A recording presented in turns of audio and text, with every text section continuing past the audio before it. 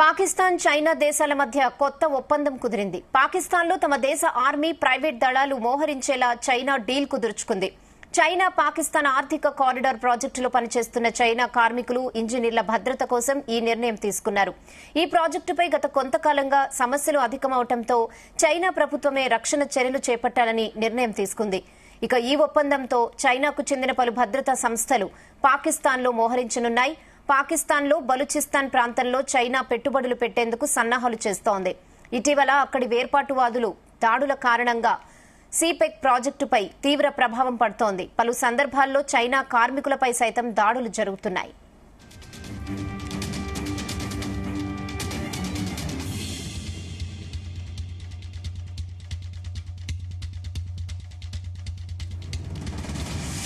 అందువల్ల పాకిస్తాన్లో చైనా ప్రభుత్వం భద్రతా చర్యలు చేపట్టాలని నిర్ణయం తీసుకుంది.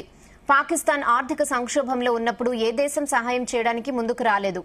చైనా మాత్రమే పాకిస్తాన్కు ఆర్థిక సహాయాన్ని ప్రకటించింది. పాకిస్తాన్పై ఆధిపత్యం చెలాయించే ఎత్తుగడలో భాగంగానే డ్రాగన్ కంట్రీ ఈ చర్యలకు పాల్పడుతుందని నిపుణులు విశ్లేషిస్తున్నారు.